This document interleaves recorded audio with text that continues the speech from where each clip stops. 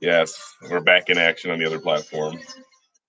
So many of you heard me talk about this, but not all. That flag behind me was sent to Lieutenant Doug Mastriano, who actually had hair back then, 30 years ago during Operation Desert Storm. Senator Bob Robbins out of Mercer County sent that. And there is that same flag behind me on top of the ruins of an Iraqi T-55 tank. Isn't that fantastic? There we go. You guys can see that, huh?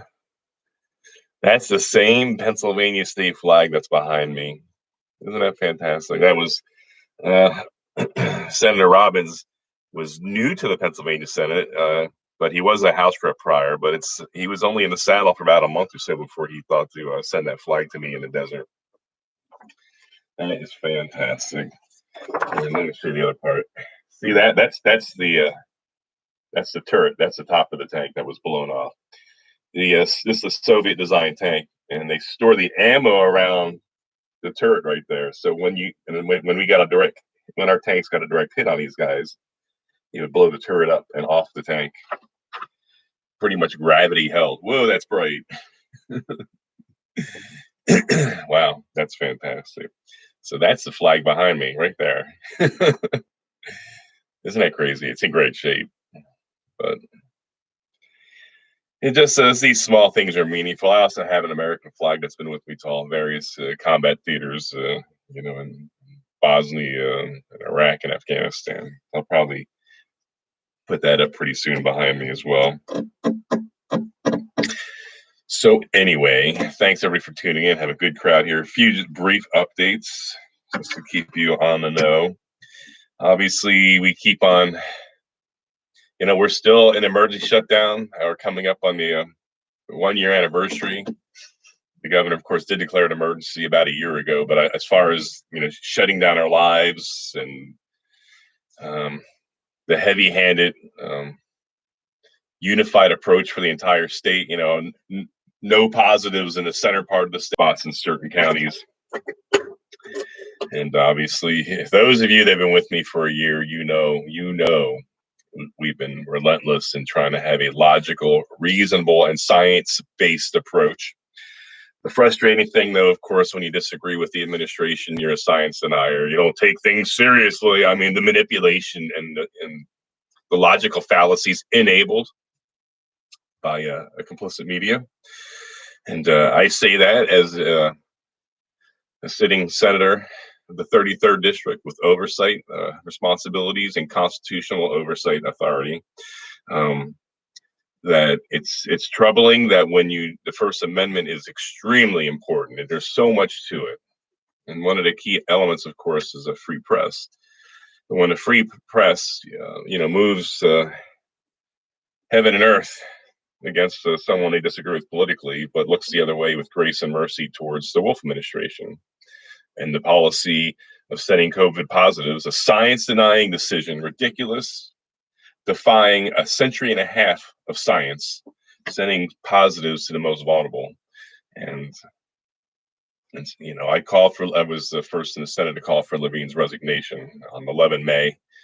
That was after we saw this thing go through. Vicky, you were around, and so anyway. Thank you, Jen. So anyway, I get distracted by some of the comments. We do these lives. We don't block. We don't block the comments. I need to hear from you. You are the pulse of the state, and you're the people for which I serve. So anyway, it's been a very tough year for the majority of the people in the state. When you have about I don't know, hundreds of thousands of jobs. I believe 600,000 jobs in the hospitality industry, gone.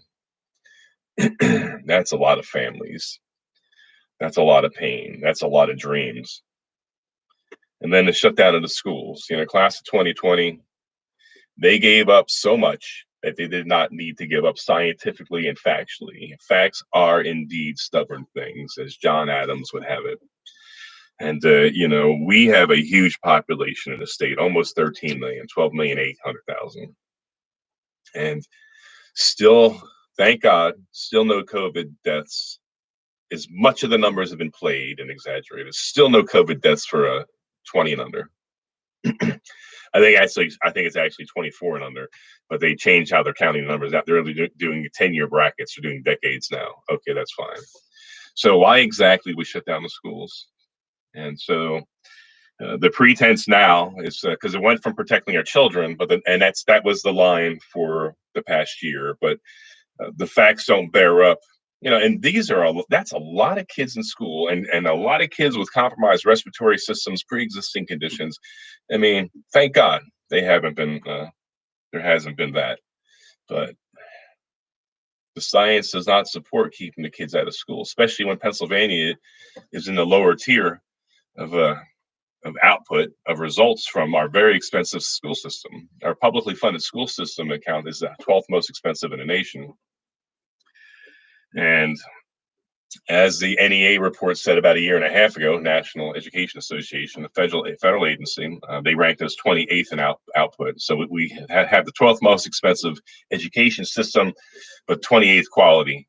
Would you keep that kind of business going, out in the world? Of course you would.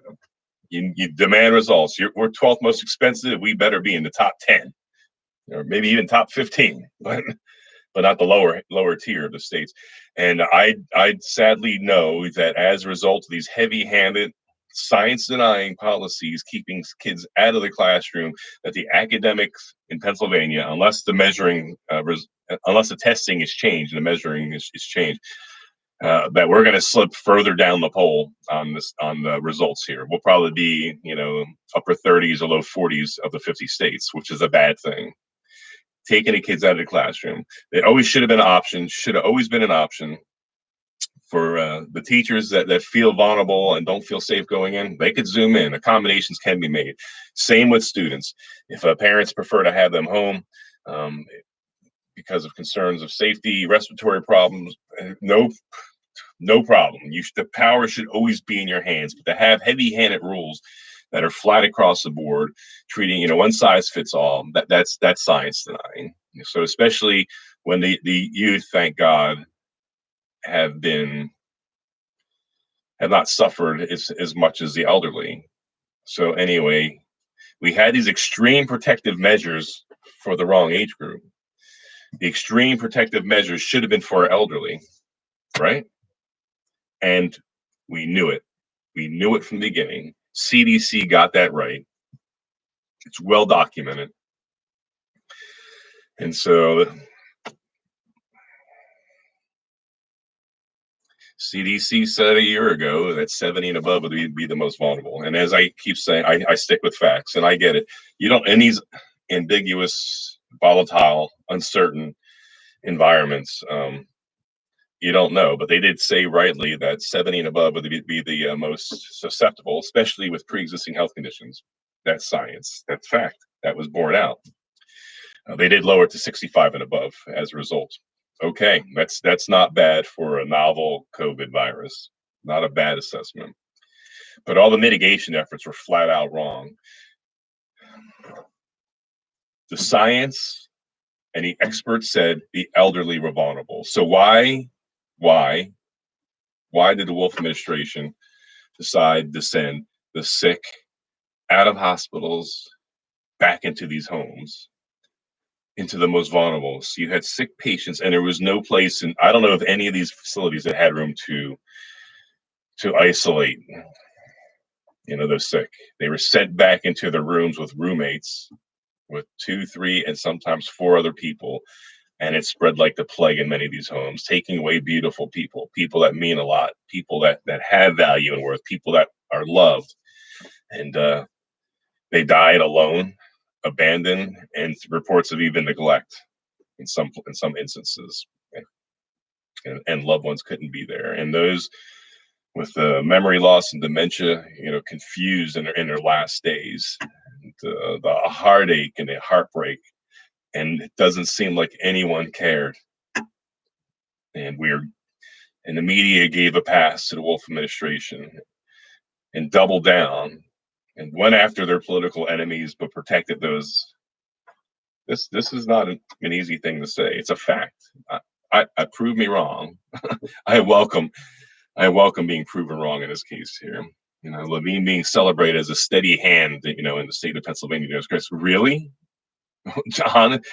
How could any person with any sense say that in the midst of this terrible decision?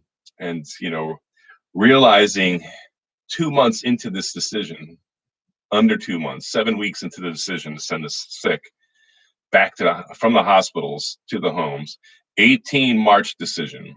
We have it. We downloaded that. Several of us have it because we knew it would eventually disappear. And then realizing 7 weeks on that was a terrible decision, instead of having the decency of coming out and telling Pennsylvanians, you know what, mistakes were made and get your loved ones to safety if you can. And don't know how long, but please, you know, if you can, do something. But instead knew the risk, told us there was no threat or fear out there to worry about. The homes were going to be fine. And then the Secretary of Health, what happened to Levine's mom? Snuck out and dropped into a suite down the road, not being exposed to the same dangers as your loved ones. Could you imagine? You know, that is a terrible, tragic story, and no one cared. So now we're, you know, about a year into this whole thing now since the shutdown, and we're still pushing and fighting. And so on May 18th, you will have the say. You'll have 3 constitutional amendments. 2 of them deal with the governor's emergency powers. One, of course, limits the governor's powers to 3 weeks. Right now, it's 90 days. You know, it's the length of time really doesn't matter, because if the governor can self-renew his emergency orders, it doesn't matter, because right now the governor, it has 90 days power, and then he self-renews it constantly. And we're on the 4th renewal right now. So he's going to bring us until May, until this emergency order is shut down. You know, through the primary again. I mean, that's a terrible idea. Through the spring weather, we are weeks away from spring, and it's fear mongering, the science denying stuff, these unhealthy habits that they've trained us in over the past year. They need to go. And you know, like I told you last summer, I expected last summer to say, okay, the numbers are way down. We're out of cold and flu season. You know, this is a natural time to go outside, be healthy, get vitamin D, sit in the sun, hike, enjoy life, you know, change your eating habits, take vitamins, you know, do things that would actually help you. But instead of, you know, stay home, stay calm, and stay safe. And but could you imagine, you know, any other time when a Secretary of Health and governor would have a free pass on such terrible, tragic decisions? I do believe we'll see a similar pattern that is coming out of New York State. And the reason why I say that is because for the longest time, you know, every death does matter. And so I'm laying facts out there, and not being heartless about anyone's loss. But for the longest time, my home county, Franklin County right here, you know, thank God, only had one death. That one death is meaningful to a lot of people. But thankfully, it wasn't much more than that. And then one day we woke up, and it jumped to 10. It jumped up by 10. And talking with our coroner, the coroner denied that, said that is not true. That's fake. And there was 20 some coroners around the state that also agreed that their numbers were being exaggerated, played, manipulated. I don't even know the right word to use, by the Secretary of Health's reporting system. And so these numbers are being played and manipulated because either it's a COVID death or it's not, right? That's science. And so when called out, the numbers magically change. You know, it's just suddenly, you know, those 10 deaths that were in question go away. What kind of rodeo is this? So I do believe we'll see a similar outcome in Pennsylvania when the truth comes out. It's a year too late, though. It does not help those who lost loved ones or have been out of touch in contact with their loved ones. I'm a co-sponsor of a good piece of legislation by Senator Bob Mensch that mandates by law that at least one loved one needs to always have access to their family members that are, you know, in a lockdown somewhere. that we even have to create a law to do this shows you how far it's gone.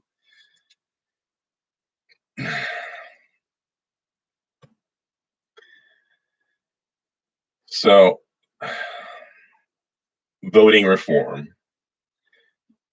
I don't know anyone that's done more over the past months here trying to get to the bottom of what happened. And you are not a conspiracy theorist if you have questions, concerns that you want answers. So if you're signed up for my newsletter, you'll know the legislation. So Freedom Press, obviously you're not signed up for my newsletter because I deal with what actions that we're taking. And I talk about it often here on this live. So I don't know if you're new to this. I don't recognize your name, but there's a lot going on. Is it enough? Time will tell. Will it be done in time before the primary? It will not. Sadly, I wish it was so. But just being honest here, no false hopes. By the general election in November, I certainly hope so. It won't be for want of trying for several of us. I'm a co-prime sponsor of a great piece of legislation drafted up by Senator Pat Stefano. And so that will address a lot of the issues that we're dealing with here. But if you're not signed up for my newsletter, please do. So I hate to report a lot of things on here that can be easily read into great detail. We've written many op-eds. We email to everybody. We post that. I mean, most of the things that are being asked, I'm looking here about voting reform. I don't know. We've dealt with quite a bit, talked about it a lot, updated you a lot here on this. It's in my newsletters. It's in my op-eds. Sometimes I feel like saying the same thing. You know what I mean, Uncle Joe. Sure miss him.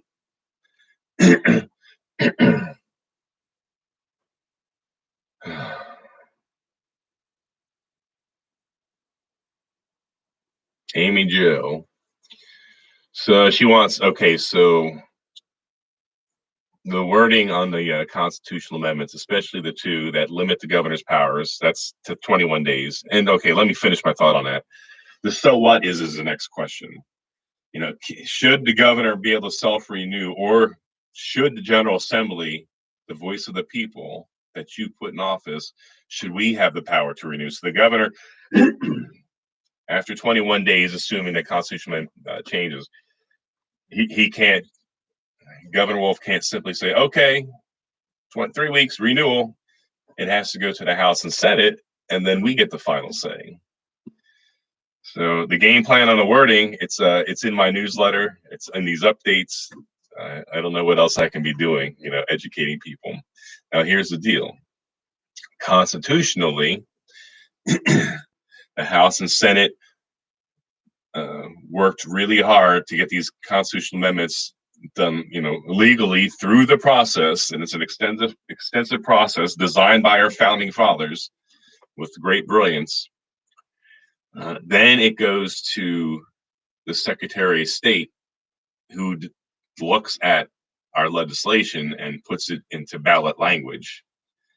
And the language of the first two important questions is so ambiguous, it's almost impossible to understand. That's by design. And then I'm told that the Attorney General, checks off on it. I'm really not sure how that worked, but in the end, the wording from our Secretary of State, a Wolf administration appointee and acting Secretary of State, put in ambiguous wording. And so,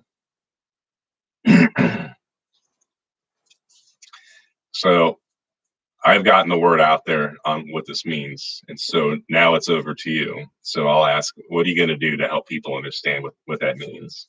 Right? So it can't just be, a few of us or a handful of us.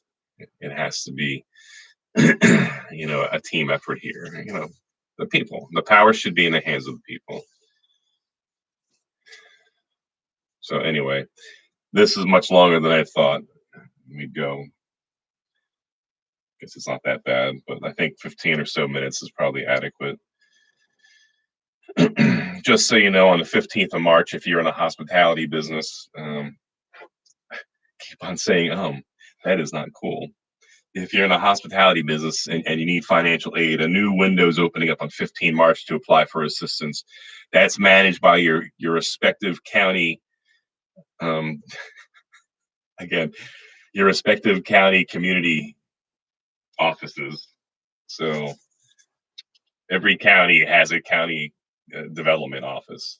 So Google them and you'll be able to find out where you apply if you have something in the hospitality business. Okay, good. This is not a good night for me. So let's work together.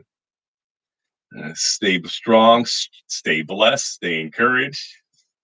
30 years ago, in the, let's see, I think we had repositioned to the western part of the Kuwaiti Desert and about to move north to the Euphrates River with my regiment.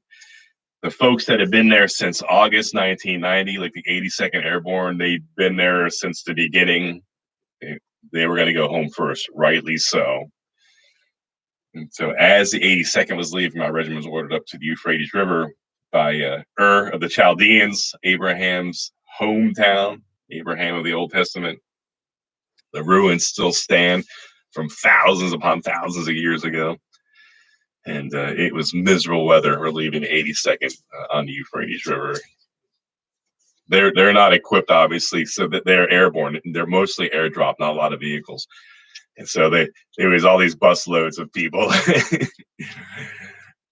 And they looked terrible. They were worn out. They were wet, uncomfortable, and we were going up to replace them. And we're all, of course, mechanized. We're on the move because we were designed to fight the Soviets in West Germany had they attacked. But that's that. We're in a far better place today. For Desert Storm veterans out there, I've been talking a lot about you for the past 2 months because and obviously a special place in my heart being a Desert Storm veteran myself. But regardless of which branch of service and whether or not you were in the storm or not, or the sandbox as we call it, I thank you for your military service because you each made a difference, whether in peace or war. And you put it on the line for your country. So thank you for doing your part to make this place safe and secure. So in the meantime, praying a blessing over each of you. Thank you for your friendship. Thank you for tuning in. And hopefully we can come back together tomorrow night. And you're not alone. If there's anything that me or my offices can do for you, reach out to us. And if you don't hear from us, reach out again. Keep reaching out till you hear from us. And because we appreciate all that you guys have gone through. And we value you. Each life does matter. As I often like to say, what you do in life matters. Your life does matter. And what you do echoes across the generations and into eternity. So thank you, my friends. God bless you. And I look forward to coming together tomorrow.